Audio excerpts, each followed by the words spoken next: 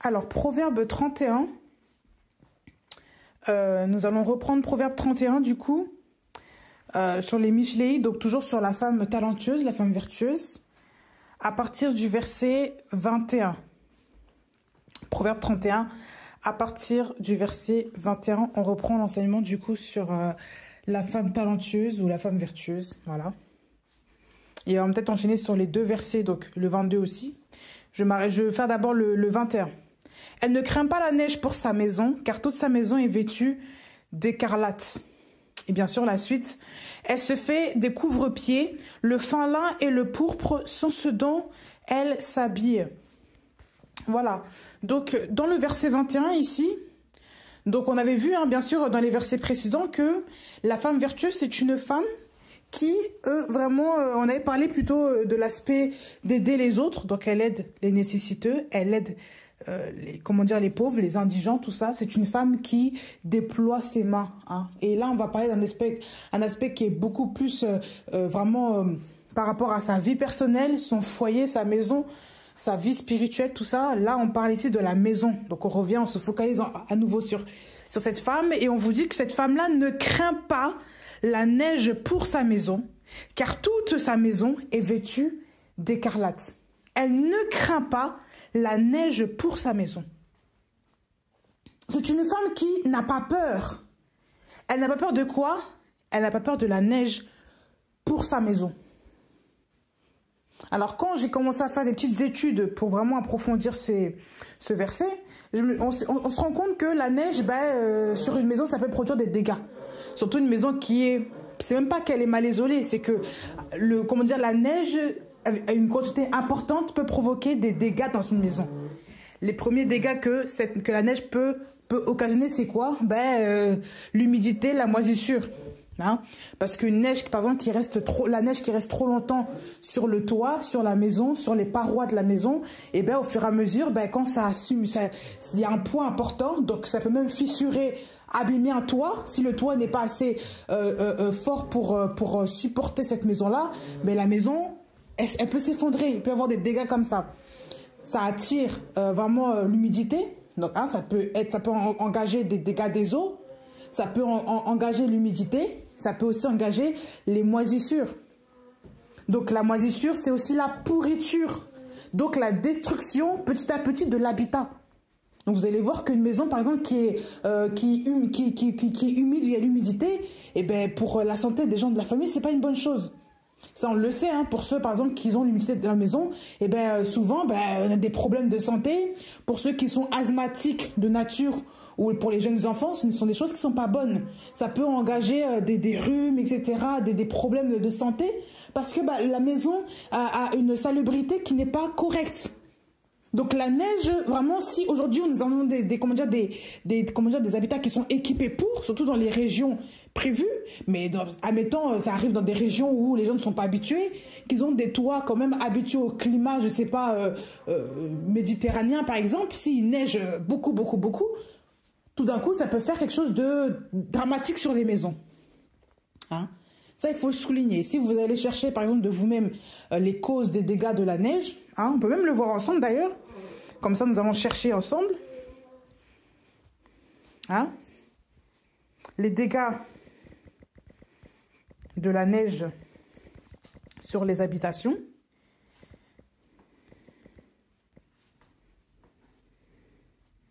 Voilà, hein, donc ça peut faire un affaissement ou un effondrement de la toiture et de la gouttière. Ça peut faire ça peut causer aussi le glissement d'une importante quantité de neige, occasionnant des dégradations, des infiltrations d'eau suite à la fonte de la neige. Oui, quand ça fond, ça peut effondrer un toit. Si le toit n'est pas assez solide pour supporter le poids de l'eau, ça peut s'effondrer. Parce que quand la neige est là, elle est solide, mais quand ça fond, si le poids est trop important avec l'humidité ambiante, tout ça, et puis ça peut occasionner des dégâts. Infiltration d'eau. Donc voilà, ça provoque l'humidité, la moisissure.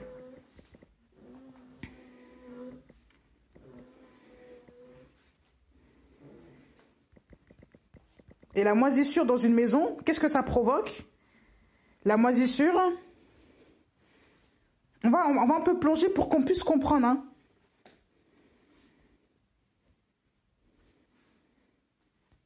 Voilà. Donc, comme je le disais juste avant, hein, bien sûr, hein, la moisissure sur les murs, bah, tout ce qui est dans la maison, quand voilà, ça provient avant tout de la présence d'une infiltration et plus généralement d'humidité dans une maison. Donc, ça va permettre la prolifération des acariens, des bactéries, des champignons. Et donc, donc les moisissures qui vont en découler, ça va libérer des particules fines dans l'air qui vont devenir néfastes à respirer. Donc, ça peut être un problème, comme je l'avais dit tout à l'heure, par rapport aux asthmatiques. Ça peut aussi donner de la bronchite ou d'autres infections respiratoires, même jusqu'à l'eczéma. Donc, par exemple, on voit ça souvent, ça touche souvent, enfin, il n'y a pas que les jeunes enfants, ça peut toucher tout le monde, mais plus particulièrement les jeunes enfants parce qu'ils sont plus sensibles. Hein, les tout petits bébés, tout ça, les jeunes enfants, c'est pas bon pour l'humidité, il faut faire attention là. Donc, même vous, un conseil de parents, hein, il faut faire attention quand vous savez que l'hiver arrive. Par exemple, vous avez une maison qui n'est pas très bien isolée, faites attention au courant d'air, à l'humidité, à ce genre de choses pour la santé de votre famille, de vos enfants. C'est très important. Hein, une maison aussi qui est trop sèche, où il n'y a pas assez d'air, d'humidité qui passe, donc l'air n'est pas équilibré, c'est pas bon non plus. Parce que ça fait autre chose aussi de l'autre côté. Donc, il faut un équilibre dans la maison. Et ici, on vous parle de cette femme. Donc, si je reviens maintenant sur l'enseignement, hein, si nous revenons maintenant sur l'enseignement de la femme talentueuse, on vous parle ici que c'est cette femme-là, elle ne craint pas. Donc, ça veut dire qu'une personne qui ne craint pas, c'est une personne qui sait déjà ce qui se passera demain, qui a déjà anticipé ou alors qui a l'assurance que tout va bien se passer. Donc, c'est une femme qui, forcément, je pense, hein, maintenant on connaît un peu la femme talentueuse, on sait déjà que c'est une femme qui a déjà préparé quelque chose. C'est une femme qui a anticipé les choses pour ne pas que sa maison craigne la neige, craigne les intempéries. Voilà. Donc, cette femme, qu'est-ce qu'elle a fait? Eh bien, on vous dit que toute sa maison est vêtue d'écarlate. Elle ne craint pas la neige pour sa maison, car toute sa maison est vêtue d'écarlate. Donc voilà, donc l'écarlate, quand on recherche, l'écarlate c'est une matière, c'est plus une couleur, hein, qui est utilisée en peinture, hein. Voilà, donc c'est une couleur plutôt rouge vif, qui tire vers le violet, et ça symbolise aussi beaucoup de choses, selon les croyances, tout ça. Dans la parole, quand on parle du cramoisi ou du pourpre, ou alors de l'écarlate, on parle plus du péché, hein, voilà, où on parle aussi du sang de l'agneau. Ça fait référence aussi au sang de l'agneau. Et ici, si on regarde par rapport à la configuration de la femme vertueuse, quand elle parle de l'écarlate ici, eh bien, on comprend en fait que ce n'est pas seulement la couleur, hein, mais c'est aussi l'identité spirituelle de cette maison-là. D'accord? Parce que la neige, je pense, probablement, c'est un danger. La neige, c'est une intempérie qui peut causer des effondrements, des chutes. Ça peut attaquer autant les toits que les fondations. Tout à l'heure, je regardais encore ça, à l'instant là. La neige peut provoquer l'effondrement du toit, provoquer le dégât des eaux, mais également dans les fondations. Ça peut attaquer les fondations aussi. Ça peut attaquer vos canalisations, donc tout ce qui est structure de base. Vous vous rendez compte? Ça touche le haut et le bas. Notre couverture, nous savons que notre couverture, hein, notre toit, c'est Yehoshua. Notre fondement, notre fondation, hein, le roc, c'est Yehoshua. Et si on vous dit, la science ou la nature nous enseigne que la neige peut attaquer à la fois le toit et la fondation et la sous-structure. Donc c'est un danger potentiel. Ça veut dire qu'une maison peut s'effondrer sur vous. Elle peut causer la perte des membres de votre famille. Vous serez obligé d'être à la rue, d'être dehors, parce que la maison est complètement cassée. Si la neige s'infiltre. Et là, on vous dit qu'ici, la protection de cette maison, c'est l'écarlate. Mais quel rapport?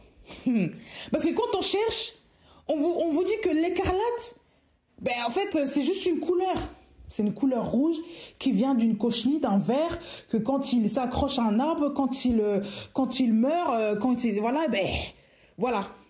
il devient un avec l'arbre, et après une couleur rouge qui en sort, et puis ben, c'est de là que vient cette couleur-là cramoisie. Ça vient du vert. Ça vient du vert. Et quand on regarde bien la composition, quand on regarde bien la mort de ce ver-là, quand on regarde, il y a une histoire très très symbolique, et je vais même vous emmener là-dessus pour que vous compreniez un peu pourquoi on parle de l'écarlate ici. Parce que ça m'a vraiment frappé quand j'ai commencé à lire cela. Donc par rapport à la cochenille, par rapport à cet animal-là, la cochenille, en fait, elle produit, c'est un insecte qui est très utilisé parce qu'il produit des couleurs comme le carmin au rouge écarlate, depuis l'Antiquité. Donc, cette cochenille, il l'appelait avant la kermès, kermès des teinturiers ou graines écarlates, voilà. Et elle vivait sur le chêne kermès, autour de la Méditerranée, donc tout ce qui est bassin méditerranéen, dans d'autres pays du monde aussi, mais surtout, là, on va s'intéresser plutôt au bassin de la Méditerranée. Donc, il faut savoir que c'est une matière colorante, qui est constituée d'acides kermésiques, etc., etc. Et ils disent que ça a été beaucoup utilisé comme remède jusqu'au XVIIIe siècle. Donc, c'est pour les plaies, astringent pour les plaies et décongestionnant pour les yeux. Et il y en a certains qui estiment même que l'extrait de cette cochenille a été le médicament le plus prescrit au 8e siècle et au 9e siècle. Voilà. Donc, selon certains, c'est un médicament qui a servi, qui était puissant. Et quand on regarde aussi, dans l'histoire, cette bête-là, cet insecte-là, quand il pond ses œufs, la femelle, elle sécrète un liquide blanc pour protéger ses œufs, voilà. Et à force, elle peut même s'accrocher à l'arbre ou à la tige dans laquelle elle est dessus. Elle se fixe dessus et elle finit par mourir en fait, parce elle peut plus bouger. Elle finit par mourir et elle devient un avec le bois ou l'arbre sur lequel elle est. Et par rapport à ça, elle produit en fait, par rapport à la sécrétion qu'elle va en ressortir, elle produit ce rouge-là. Donc, il y en a qui la prennent avant, il y en a qui...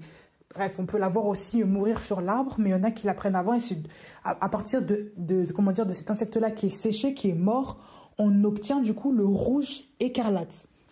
Cette couleur-là qui provient de ce petit insecte-là. Voilà. Et quand on regarde en fait dans la parole, on va voir quelque chose. Si on fait un bond dans Matthieu 27, à partir du verset 27, en parlant de Jésus-Christ qui a été vendu pour être mis à la croix, vendu par les hommes, par les pécheurs pour être mis à la croix. Donc je lis. Alors les soldats du gouverneur amenèrent Yéhoshua dans le prétoire, donc Jésus-Christ, et rassemblèrent devant lui toute la cohorte. Et après l'avoir dépouillé, ils le revêtirent d'un manteau d'écarlate. Et ayant fait une couronne, je lis le verset 29, ayant fait une couronne d'épines entrelacées, ils la mirent sur sa tête, et ils lui mirent un roseau dans sa main droite, et tombant à genoux devant lui, ils se jouaient de lui en disant « Nous te saluons, roi des Juifs ». Donc voilà. Donc, même dans leur moquerie envers le Seigneur, ils le revêtirent d'un manteau d'écarlate. Et dans l'Antiquité, l'écarlate, c'était vraiment une matière noble, comme c'était très rare, c'était très coûteux. Donc, c'était confectionné pour des personnes, des soldats qui étaient dignes, des gens qui avaient une certaine stature sociale. C'était pas pour n'importe qui. Donc, voilà. Donc, c'était vraiment un symbole ici que même le Seigneur, ils ont attribué au Seigneur, c'est cette couleur-là. D'accord ? Donc, quand nous sommes revêtus du Seigneur, donc il faut savoir aussi que ça représente aussi le sang de Yeshua à la croix qu'il a versé pour nous à la croix. Donc, d'où aujourd'hui, comme nous disons que nous sommes vraiment rachetés, nous sommes justifiés par le sang de l'agneau, sur nous avons le sang de Yeshua. Ah oui. Nous sommes lavés, purifiés par le sang de Yoshua. Ça, il faut jamais l'oublier. Comme on le voit dans 1 Jean 1, verset 7. Mais si nous marchons dans la lumière, comme lui-même est dans la lumière, nous avons communion les uns avec les autres, et le sang de son fils Yehoshua Mashiach nous purifie de tout péché. Donc on voit en fait que le sang de Yehoshua nous purifie de tous les péchés. Et quand on voit même dans l'Exode, dans la confection du tabernacle, avec, comment dire, de Yahweh par Moshe, hein, par les instructions que Yahweh a données à Moshe, eh bien, on voit aussi la couleur cramoisie, donc l'écarlate qui revient. Le tabernacle ici, ça signifie le temple de Dieu. Et nous savons par 1 Corinthiens 6 que nous sommes le temple du Saint-Esprit. Donc maintenant, ce tabernacle-là n'est plus. Nous sommes le tabernacle de Yahweh. Tabernacle, c'est comme une maison. Temple, maison. Donc, comment dire, les choses passées qui étaient dans la loi, selon le temps de Moshe, étaient une préfiguration des choses spirituelles, des choses que nous sommes dans l'esprit. Aujourd'hui, on ne va pas commencer à confectionner un tabernacle physique. Nous sommes le temple, le tabernacle de Yahweh. Il habite en nous, à nous qui sommes ses enfants. Nous avons aussi le cramoisi sur nous spirituel. Ça veut dire nous avons l'écarlate, nous avons le sang de Jésus sur nous spirituellement. Pareillement aussi, si on fait un bond encore par rapport à l'histoire même des Hébreux quand ils étaient encore en Égypte, quand on regarde, quand nous voyons dans Exode chapitre 12, versets 21 à 23, ça vous pouvez marquer les versets, moi je vous les lis, vous n'êtes pas obligé de regarder tout le temps, mais vous pouvez les marquer et comprendre, vous remémoriser ces versets-là. Moshe appela tous les anciens d'Israël et leur dit, tirez et prenez-vous pour vous un agneau. Donc l'agneau, là, c'est Yehoshua. Pour vos familles et tuez-le pour la Pâque. Vous prendrez un bouquet d'hysope et le tremperez dans le sang qui sera dans un bassin, et vous arroserez du sang qui sera dans le bassin, le linteau et les deux poteaux. Aucun homme parmi vous ne sortira de la porte de sa maison jusqu'au matin. Yahweh passera pour frapper l'Égypte. Il verra le sang sur le linteau et sur les deux poteaux, et Yahweh passera par-dessus la porte et ne permettra pas que le destructeur entre dans vos maisons pour vous frapper. Donc le sang était le gage de la protection des gens dans la maison. Le sang. De quelle couleur est le sang? Le sang est rouge vif. Nous savons tous que le sang a une couleur rouge vif. Ce n'est pas un rouge fade là, c'est du rouge vif, c'est du sang. Et c'était le sang de qui? De l'agneau. Or, nous savons que nous sommes justifiés par le sang de l'agneau. Yahweh, Jésus-Christ s'appelle l'agneau immolé. Et la même chose, de la même façon il leur a dit qu'il fallait tuer, prendre un agneau et le tuer pour leur famille et le tuer pour la Pâque. Quand on remémore ce qui s'est passé à la croix, les pécheurs ont fait crucifier Christ à la croix. Ils l'ont fait clouer à la croix. La cochenille aussi, quand elle meurt, elle est accrochée à l'arbre, le bois. La cochenille, c'est un animal qui est tellement insignifiant. Quand on le voit, il est insignifiant. Les hommes s'en servent exprès, ils le prennent, ils en font ce qu'ils veulent. Et une fois qu'il est séché, ils le retirent. Ça sert de médicament maintenant. Est-ce que ça nous enseigne aux lecteurs de la parole là? Jésus-Christ a donné de sa vie pour nous. À travers son sang, nous avons la guérison. Nous avons le médicament en lui, il est le médicament. C'est par ses meurtrissures, la Bible nous dit, que nous sommes guéris. Donc c'est la vérité. Les choses naturelles nous enseignent les choses spirituelles. Donc la Bible ne ment pas. Le sang de Yeshua est la guérison des hommes. Il faut simplement l'expérimenter. Les gens l'ont vu à travers juste un animal, une cochenille, un insecte plutôt. Les gens méprisent cela. Les gens ont méprisé Christ. Ils se sont moqués de lui. Ils se sont moqués de lui. Ils l'ont traîné à la croix comme un malfaiteur, comme un ça fait rien. Et pourtant, il a donné de sa vie pour nous sauver. Il a donné de sa vie pour nous guérir.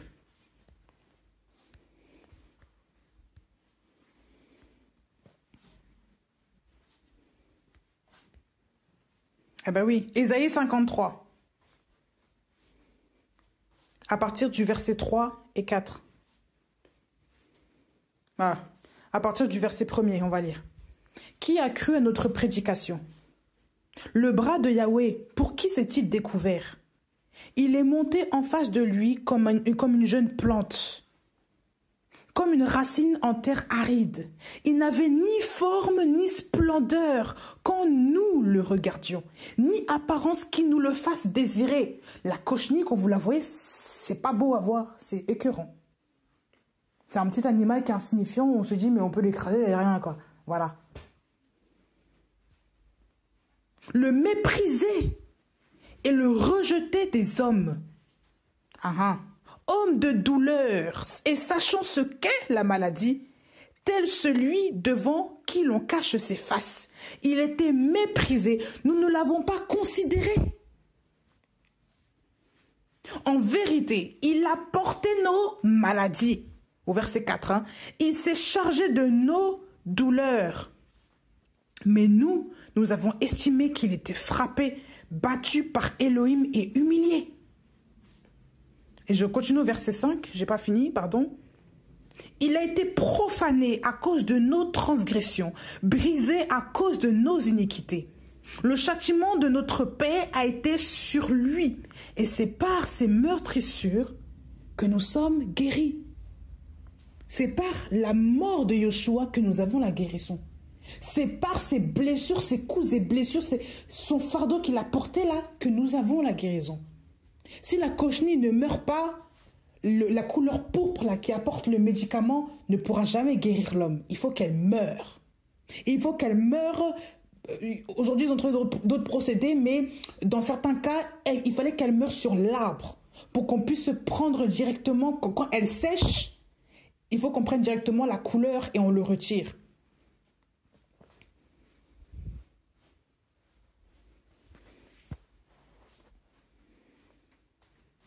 C'est par ces meurtrissures que nous sommes guéris. Et on vous dit qu'il a été méprisé, rejeté des hommes. Les gens l'ont regardé comme un rien.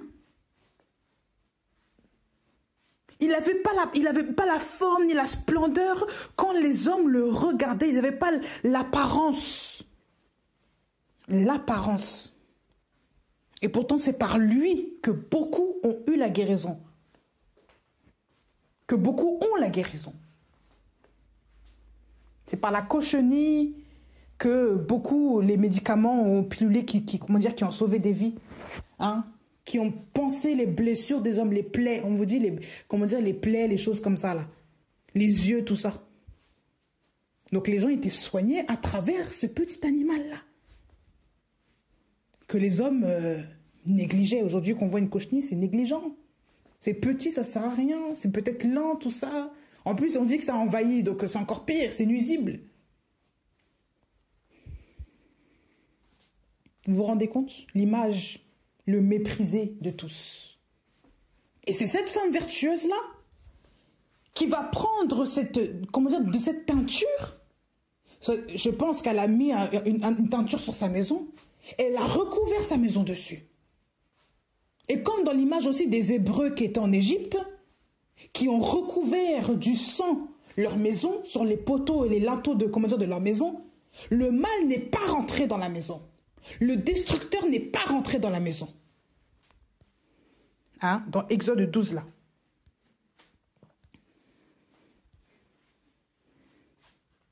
Exode 12, 23. Yahweh passera pour frapper l'Égypte. Il verra le sang sur le linteau et sur les deux poteaux. Et Yahweh passera par-dessus la porte et ne permettra pas que le destructeur entre dans vos maisons pour frapper. Parce que à ce moment-là, Yahweh devait frapper l'Égypte à cause des Hébreux.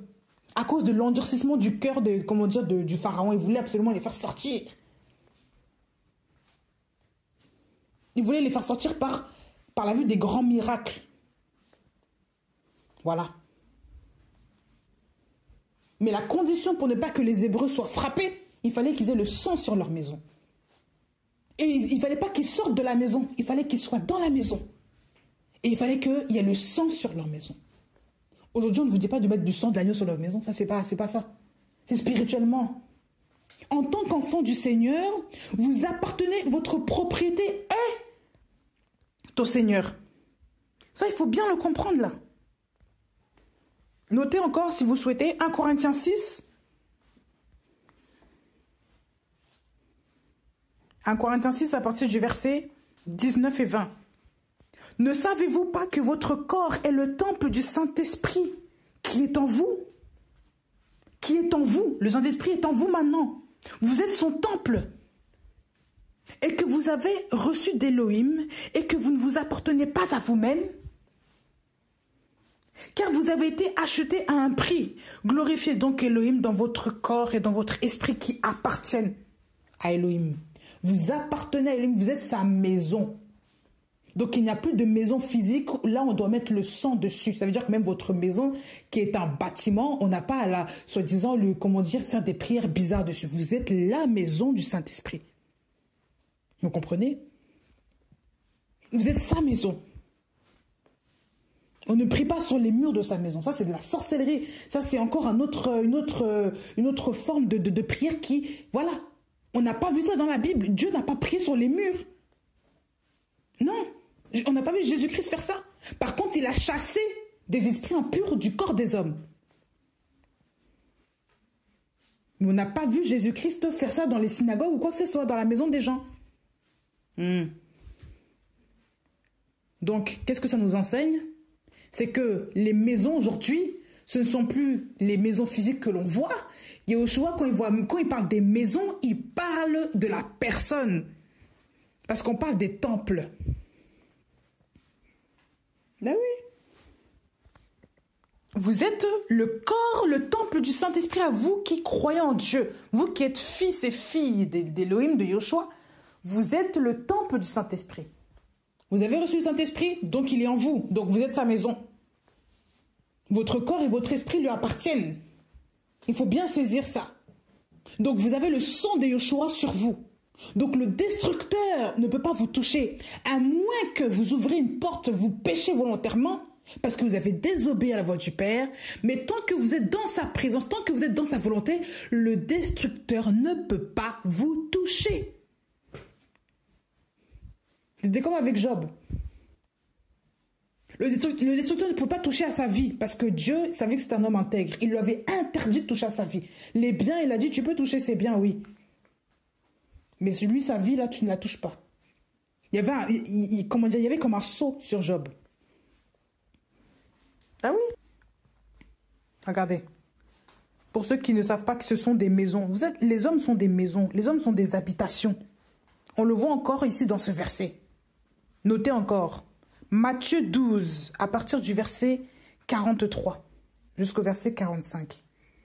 Mais lorsque l'esprit impur est sorti de l'être humain, il passe par les lieux sans eau, cherchant du repos, mais il n'en trouve pas. L'esprit impur, on vous parle. Alors il dit, je retournerai dans ma maison d'où je suis sorti.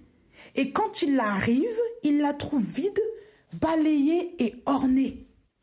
Alors il s'en va, et il prend avec lui 7 autres esprits plus méchants que lui-même, et ils y entrent et s'y établissent. Et la dernière condition de cet être humain, on vous parle des êtres humains, la dernière condition de cet être humain est pire que la première. Il en sera de même pour cette génération méchante. Je vais le relire encore. Le retour de l'esprit impur. Mais lorsque l'esprit impur est sorti de l'être humain, il passe par des lieux sans eau, cherchant du repos, mais il n'en trouve pas. Alors il dit, je retournerai dans ma maison d'où je suis sorti. Et quand il arrive, il la trouve vide, balayée et ornée. Alors il s'en va et prend avec lui 7 autres esprits plus méchants que lui-même, et ils y entrent et s'y établissent. Et la dernière condition de cet être humain est pire que la première. il en sera de même pour cette génération méchante. Ici, on vous indique que la maison dans laquelle l'esprit parle, c'est pas une maison physique. Pas forcément. C'est l'esprit, c'est le corps humain, l'être humain là. Ça, c'est sa maison. De la même manière que les enfants de Dieu sont les temples d'Élohim lui-même, Satan aussi utilise des corps. Donc Satan aussi a pour maison, ou ses anges, ces démons-là, ont pour maison des êtres humains.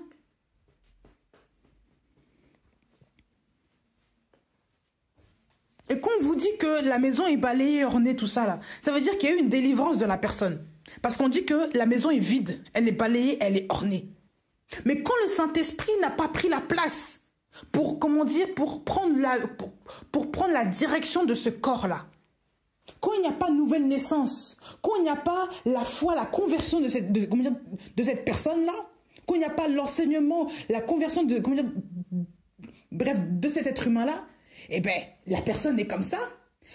Il va retourner dans l'être humain en question, l'esprit impur qui a été chassé, mais il revient avec cet autre esprit plus méchant que lui. Ça veut dire que la condition de l'homme, là, parfois on voit des hommes, vous les voyez comme ça, ils sont gentils.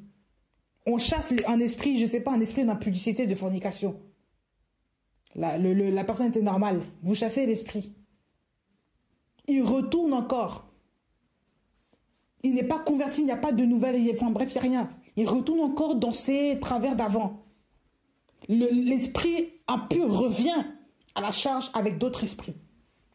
Il revient maintenant à la charge avec des esprits de fornication, d'impudicité, de mensonges, d'adultère, parfois de pédophilie, des trucs graves, homosexualité, tout ça.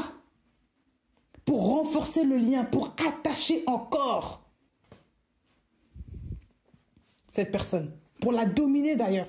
Parce qu'avant, il était tout seul. Mais comme il sait qu'il a été chassé, pour renforcer maintenant pour sécuriser la maison selon lui, eh bien, il vient aussi avec d'autres amis, avec d'autres potes. Et là, il prend le dessus. Il prend l'ascendant.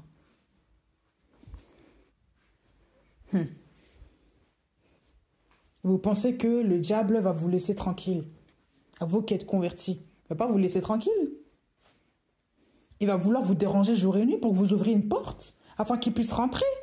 Parce qu'il ne veut pas que vous vous sanctifiez. Ça ne veut pas dire que vous êtes chrétien, vous êtes enfant de Dieu qui va vous laisser tranquille parce qu'il y a le sang. Non, il va vouloir trouver ses moyens pour vous faire tomber. Pour vous faire péter un plomb, pour vous faire prendre des décisions qu'il ne faut pas et entrer dans votre vie. Voilà pourquoi je rabâche tout le temps, dans tous mes enseignements pratiquement, les mauvaises compagnies. Il faut faire attention aux personnes que vous côtoyez, aux gens, aux choses dont vous ouvrez la porte, les yeux. Souvent, on regarde des programmes, on ne s'en rend pas compte, mais ce sont des programmes qui ouvrent des portes à l'ennemi dans nos vies, qui nous ensorcellent, qui nous maintiennent dans une espèce de captivité. Et on ne se rend pas compte et les portes sont ouvertes. Des mauvais programmes, des mauvaises paroles, des mauvaises personnes, peu importe. Il faut veiller. On n'a pas dit qu'il faut avoir peur et être méfiant. Voilà, il faut veiller. Il n'y a que le Saint-Esprit qui va nous ouvrir les yeux, qui va nous donner le discernement. On ne vit pas dans la peur. Bien sûr, on ne vit pas dans la peur, mais nous veillons parce que nous sommes des enfants d'Élohim. Hein? Nous devons veiller et être sobres. C'est ce que la Bible nous appelle à être. À demeurer, à être, à veiller. Veiller en tout temps et être sobre, à prier sans cesse dans l'esprit. Ne pas se laisser avoir par les ruses de l'ennemi, en se soumettant à la parole. Voilà. Donc cette femme-là, vertueuse-là, donc c'était une femme qui, quand on regarde bien, était couverte, dont la maison était couverte du sang de Yoshua. Et on vous dit que toute sa maison, elle ne craint pas la neige, les intempéries. Elle ne craint pas les problèmes de la vie. Elle ne craint pas les attaques de l'ennemi. Elle ne craint pas les intempéries de la vie. Pourquoi? Parce qu'il y a Yoshua sur elle. Toute sa maison, elle, ses enfants, son mari, tout le monde. Elle n'anticipe pas la mort de quelqu'un dans la famille. On vous dit qu'elle ne craint pas. Elle n'a pas peur. La crainte, c'est quoi? C'est la peur. Or, ce n'est pas un esprit de peur que nous avons reçu. C'est un esprit de force, d'amour et d'autocontrôle. L'esprit de force est en nous. On n'a pas eu l'esprit de peur, de crainte. La peur nous pousse à abdiquer, à abandonner, à nous laisser faire, nous laisser écraser, à ne plus voir les choses en face, à reculer devant les obstacles, reculer devant la responsabilité. Ça, c'est la crainte. Mais quand nous sommes des personnes, qui brandissons, l'épée, l'étendard de Yoshua dans nos vies, on ne peut pas craindre la neige pour notre maison. On ne peut pas craindre les intempéries. On ne peut pas craindre les problèmes dans notre foyer. On ne peut pas anticiper le malheur. Ça ne vient pas d'Élohim. C'est Satan qui envoie souvent des songes comme ça. Il envoie souvent des pensées pour nous bombarder. Il veut nous bombarder avec des pensées de découragement, de peur. Parce que lui-même ne veut pas que nous prenions conscience de qui nous sommes en Yoshua. L'esprit d'Élohim n'est pas un esprit de peur. C'est l'esprit de force. L'esprit d'amour, d'autocontrôle. De qui Yahweh a-t-il peur? Vous, Yahweh, en vous, vous avez peur des démons. Vous avez peur des problèmes de la vie. Mais de qui? Mais honnêtement, on peut pas. Même si parfois les choses nous intimident, nous avons Yoshua, nous avons le Créateur en nous. Est-ce qu'on réalise? Le Créateur est en nous. Le Créateur, le Tout-Puissant, le Mashiach là, qui a donné sa vie à la croix, est en nous. Il demeure en nous jusqu'à la fin, jusqu'à ce qu'il revienne. Il est avec nous. Et il n'est pas mort, hein, contrairement à d'autres prophètes qui sont morts là, qui ne se réveillent pas depuis, on les prie, il n'y a personne qui répond. Lui n'est pas mort. Il est en nous. Il nous donne le souffle de vie tous les matins. De qui avons-nous peur? Comment toi tu peux avoir peur des sorciers, des démons, alors que le plus grand, là, le Yoshua vit en toi? C'est pas normal. Soit tu n'es plus dans la sanctification, soit tu n'as pas compris qui tu es, tu n'as pas compris ton identité. Voilà pourquoi il faut parfois nous ramasser à la pelle quand on a des problèmes. Mais c'est pas normal. Tout le temps, il faut toujours qu'on vous ramasse à la pelle. Vous pleurez pour ça, pour ça. On sait que la vie est dure. Mais en tant que chrétiens, nous devons quand même nous affermir en Yahweh. Où sont les soldats et les soldates du Seigneur? Où sommes-nous? On n'a pas dit qu'il faut montrer parfois une fausse assurance. On n'a pas dit ça. Ça peut arriver quand toi. Voilà. Mais avoir la confiance en Yoshua que tout va bien aller, tout va concourir à ton bien parce que tu crois au Seigneur Jésus-Christ là. Il faut toujours croire ça, non? Pourquoi se laisser intimider par la pression de la vie? Pourquoi se laisser intimider par la neige, là? Par le poids de la neige sur la maison, hein? Les intempéries, les problèmes, là. On ne se laisse pas intimider. On ne se laisse pas victimiser par l'ennemi. Même s'il y a des problèmes, même s'il y a des ça. On ne se laisse pas faire. L'amour de Dieu est au-dessus de tout ça, là. D'accord? On doit se relever aussi en Mashiach, c'est très important. On ne peut pas se laisser faire comme les gens du monde. C'est pas possible. Les gens du monde parfois se suicident, ils n'ont plus d'espérance, ils boivent de l'alcool, ils se droguent, ils vont faire des choses terribles parce que voilà, ils n'ont plus d'espoir. Mais nous avons l'espoir, notre espérance c'est Yoshua. Il faut que nous nous relevions. Je parle à tous ceux qui vivent des circonstances difficiles. Ça m'arrive parfois, ça m'arrive moi-même en ce moment, j'ai des circonstances parfois qui ne sont pas faciles. Émotionnellement, on vit des choses parfois qui ne sont pas simples. Mais le Seigneur est là, le Seigneur est votre appui. Tous les jours, il faut vous recommander votre sort en lui. Il vous donne le souffle de vie chaque matin pour que vous espériez en lui. Chaque matin, il veut que vous regardiez à lui. Il veut que vous fixiez vos regards vers lui. Il est la guérison. Il est celui, c'est par ses meurtrissures que nous sommes guéris. C'est lui qui a tout porté. Il a porté nos fardeaux, nos douleurs. On ne doit pas porter nos douleurs à sa place. Il a déjà tout porté à la croix. Tu vas porter quoi ? Qu'est-ce que tu vas apporter de plus à ta vie en portant tes propres douleurs, si ce n'est que la dépression? Et tu vas emmener ça aussi dans ta maison, le vent de la dépression. Tu vas faire tomber la neige dans ta maison. Parce que tu es déprimé, parce que tu as enlevé la couverture qui s'appelle Yoshua. La couverture là qui te protège là. Le sang de Mashiach qui te protège. Il ne faut pas avoir peur. Quels que soient les problèmes, quelles que soient les épreuves, n'aie pas peur. On sait que parfois c'est Dieu. Il y a parfois des combats qui sont terribles. On ne sait pas d'où ça vient. Mais n'aie pas peur. Aie toujours la foi en Mashiach. Ne baisse pas la garde à cause d'une petite histoire, à cause de quelque chose qui t'a découragé, qui t'a déboussolé du jour au lendemain. Ne baisse pas la garde. L'ennemi n'attend que ça pour détruire ton foyer. Il attend juste une parole, une ouverture, une chose pour rentrer et semer la pagaille. Et vous croyez qu'il va faire ça, de façon grotesque? Non, il va faire petit à petit. Les moisissures, là, vous croyez que ça vient du jour au lendemain, partout? Non, non. Ça vient dans les petits coins, et puis ensuite, ça grimpe, ça prend ensuite de l'ampleur, comme les champignons.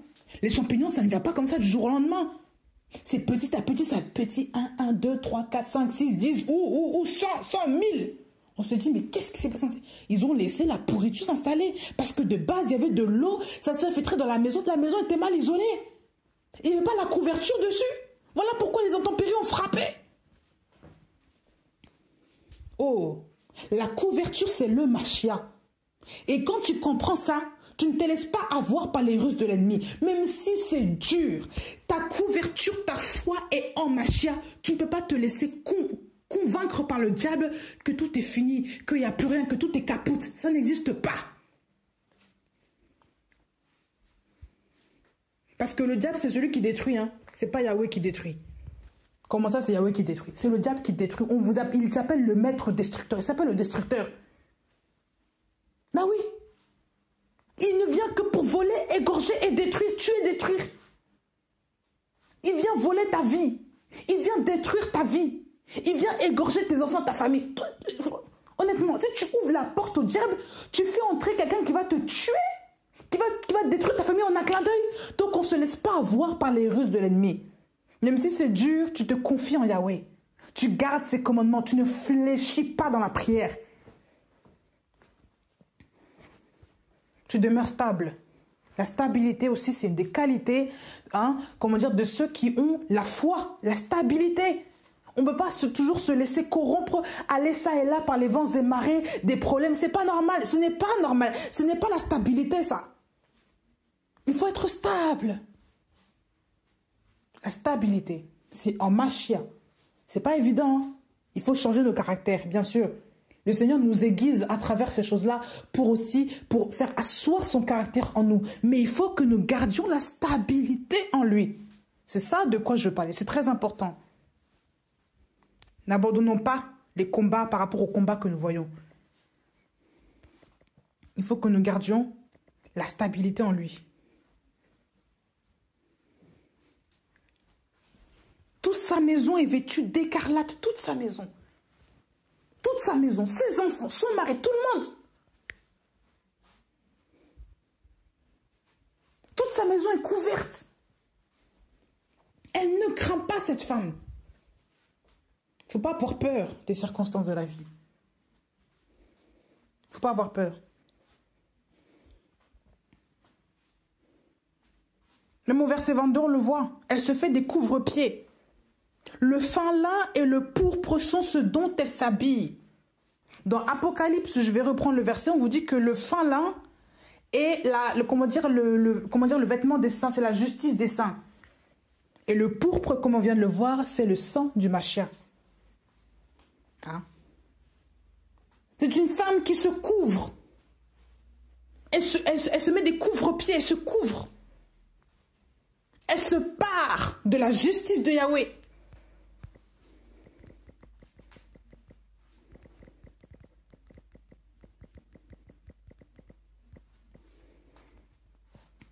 Apocalypse 19, verset 8. Selon ce que j'ai mis. Apocalypse 19, verset 8.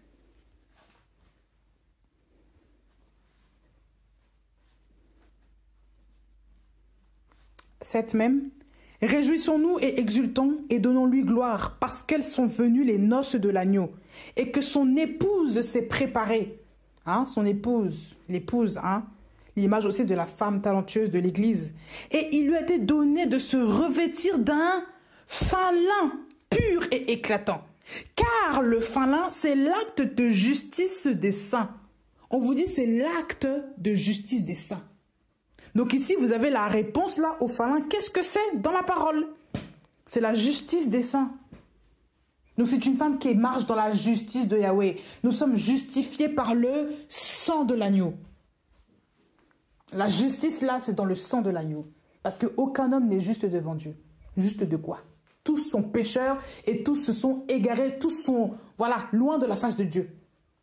Qui peut dire que sans Dieu, nous sommes justes devant lui? Qui est juste? Nous sommes tous des pécheurs.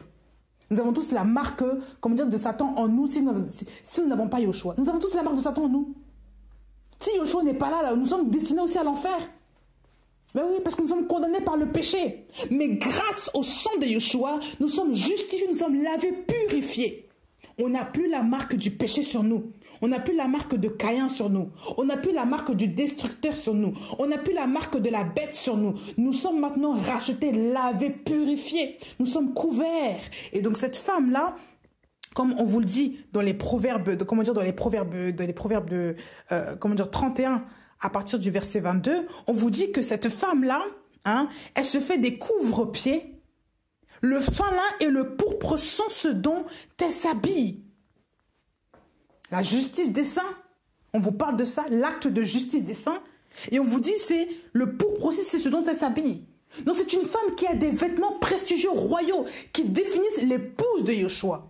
On ne vous parle pas d'un vêtement luxueux physiquement. Non, pas forcément. On vous parle ici d'une femme qui se pare de la justice de son elle, qui marche dans la vérité, qui marche dans la droiture, qui marche dans la simplicité, dans l'évangile, qui prêche, le royaume des cieux, qui est dans la droiture, qui est dans la parole. Une femme qui est assise au pied du Père. C'est tout ça, là. Une femme qui revêt le caractère de Christ. Une femme qui est couverte par le sang de Christ. Le destructeur ne la touche pas. Il n'y a pas des morts bizarres qui viennent dans sa famille. Ce n'est pas une femme qui est dans le péché. Une femme qui se sanctifie, qui demeure dans la sanctification. Et quand on parle de l'épouse, on parle aussi des hommes parce que ici on parle de l'image de l'église. Donc ça concerne à la fois les hommes et les femmes. Donc ce n'est pas destiné qu'aux femmes d'être fidèles et aux hommes d'être infidèles. Par exemple, non, tout le monde doit être fidèle au Seigneur.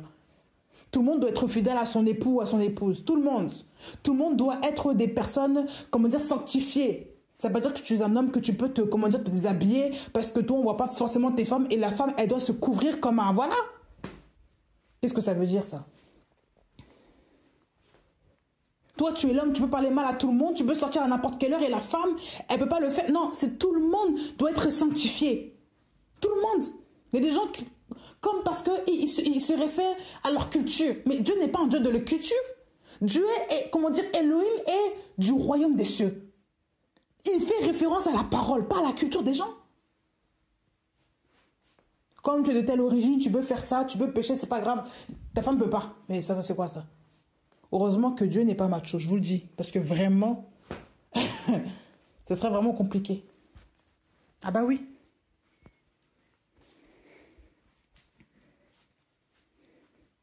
Cette femme-là s'habille de ça. Dans un songe, si vous voyez que vous êtes dévêtu, vous êtes mal habillé, vous n'avez pas des vêtements adéquats là, c'est qu'il vous manque quelque chose.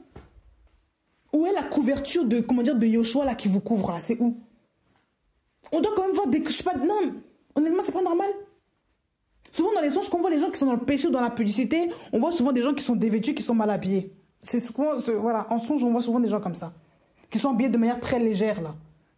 Là, c'est l'image aussi du péché. Ils ne sont pas couverts par le sang de Yoshua. Parce qu'un chrétien véritable, on ne le voit pas dévêtu. Ah ben oui. Il est toujours couvert. Il est habillé.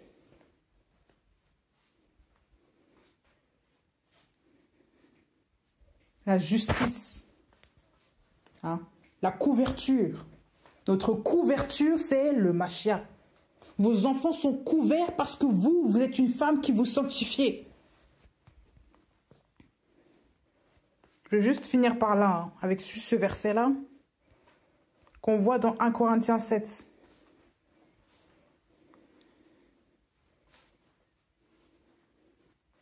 1 Corinthiens 7. Voilà, à partir du verset 14. Car le mari incrédule est sanctifié par la femme, et la femme incrédule est sanctifiée par le mari, autrement vos enfants seraient impurs, mais maintenant, ils sont saints. Ah bah oui, donc la sanctification, le fait que vous soyez, ça veut dire être mis à part, c'est ça la sanctification, être mis à part, être consacré pour le Seigneur. Quand vous êtes sanctifié par le Seigneur, donc vous êtes comme les Hébreux quand ils étaient à Goshen, le sang, le destructeur ne passe pas dans votre maison, vous êtes mis à part. Il ne peut pas rentrer, vous n'êtes pas mélangé avec les Égyptiens, dans lequel ils ont perdu tout leur premier-né là. Non, il ne peut pas rentrer. Pourquoi? Parce que vous avez le sang de Yoshua sur vous. Vous qui êtes sa maison, vous avez le sang de Yoshua sur vous. Et comme vous êtes mis à part par rapport aux gens du monde, donc voilà, comment dire, selon l'image, les Égyptiens, qui n'étaient pas mélangés aux Hébreux, vous, votre famille ne peut pas être touchée. Parce que vous êtes sanctifiés, vous êtes mis à part. Vous avez le sang du Mashiach sur vous. La sanctification est aussi liée au sang de Jésus-Christ. On ne peut pas se dire être sanctifié et on traîne encore dans le péché, ça c'est pas possible. En fait, vous êtes mélangé au monde. Vous n'avez rien compris. Et sanctifié, c'est te mis à part. Mais oui, c'est aussi être hors d'eux. On est consacré pour. C'est ça la sanctification. La sainteté, là, tout ça. Donc quand vous êtes sanctifié, vous êtes mis à part, vous qui êtes voilà, dans votre famille, vous couvrez aussi vos enfants, votre époux. Ben oui, la Bible, ici la Bible en parle. Le mari incrédule est sanctifié par la femme. Et la femme incrédule est sanctifiée par le mari. Le mari qui croit, bien sûr. Et la femme qui croit aussi. Si un mari incrédule ne croit pas, la femme croit, elle marche dans la parole du Seigneur, le mari est sanctifié par cette femme. Le destructeur ne peut pas le toucher parce que vous êtes à côté. Bah oui, à cause de vous, le destructeur ne peut pas le toucher. Bah oui. Autrement, vos enfants seraient impurs, mais maintenant ils sont saints. Donc vos enfants, vous qui êtes sanctifiés, vos enfants sont saints. Ils ne sont pas impurs. Ils ne sont pas destinés à la mort. Ils ne peuvent pas subir des morts atroces, bizarres comme ça. Non, parce que vous êtes sanctifiés. À partir du moment qu'une personne est sanctifiée dans la famille, le reste aussi de la famille qui vit sous le toit, là, vous êtes sanctifiés aussi. On parle du mari des enfants. Voilà. On parle ici d'un couple et de ses enfants. On ne parle pas forcément de toute la famille. On parle d'un couple et de ses enfants. Parce que vous et votre mari, vous ne faites qu'un. Vos enfants qui habitent chez vous, qui habitent en vous, là, voilà. Donc ne dites pas maintenant que votre mari est impur ou que vos enfants sont impurs parce qu'eux ne croient pas. Ça, ce n'est pas vrai. Ils sont sanctifiés. Ben oui, parce que vous êtes aussi sanctifiés. Ils sont mis à part. Ils sont protégés. Le maître destructeur ne peut pas les toucher comme ça. Non.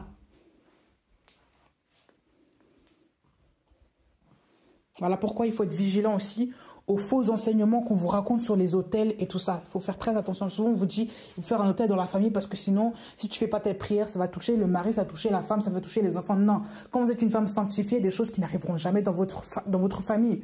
Un homme aussi sanctifié, et des choses qui n'arriveront jamais dans votre famille. Il faut prier, il faut être aussi vigilant. Bien sûr. Et quand vous priez, là, il y a des choses qui ne peuvent pas toucher votre mari ou votre femme, ou vos enfants. C'est pas possible, ça. Même si les démons guettent là, ils ne pourront pas ravager votre maison comme ça. Non. C'est ce que la Bible enseigne, hein, c'est pas moi. Hein. Voilà. Il protège vos familles. Yahweh protège la famille que vous... Voilà. Enfin, la famille que vous avez. Il protège la famille que vous êtes. Il protège votre couple. Il faut maintenir, il faut demeurer dans la sanctification du Seigneur. Ça, c'est très, très important tout ça. Donc, je vais m'arrêter là. Je vais vous encourager avec... il faut continuer à méditer sur ces deux versets-là. Parce que le Seigneur veut encore approfondir la relation avec vous. Il faut encore creuser dans sa parole. Il y a tellement de versets, j'en suis sûre. Moi, je donnais seulement que le début des choses. Mais il y a tellement de versets qu'il faut approfondir pour essayer de comprendre quel est le mystère de la parole d'Élohim. Pour comprendre là où Elohim veut en venir. Là où Yahweh veut en venir dans votre vie, il veut vous faire comprendre que vous avez une identité. Vous ne pouvez pas vous faire terrasser par les choses. Vous ne pouvez pas vous faire écraser par la neige spirituelle, entre guillemets, là. C'est pas possible. Vous devez maintenir vos efforts dans la prière, maintenir votre vie de pureté, de sanctification. Vous ne devez pas baisser les bras malgré les problèmes. On ne se laisse pas intimider. Même par une parole, vous pouvez faire entrer un esprit de peur dans votre vie. Voilà. Parce que vous avez dit, j'en ai marre, j'en peux plus, j'ai peur. Eh bien, l'esprit de peur rentre. Parce que vous déclarez des paroles. C'est par ce qu'on dit de nos bouches que nous sommes bénis, nous sommes maudits, n'est-ce pas? Donc quand vous dites du mal de vous-même, ben voilà. Voilà pourquoi il faut faire attention à nos paroles, parce que ça a du poids. Que Dieu vous bénisse, que Dieu vous guide, que Dieu vous console, qu'il vous fortifie et qu'il vous conduise dans son esprit au nom de Jésus. Amen.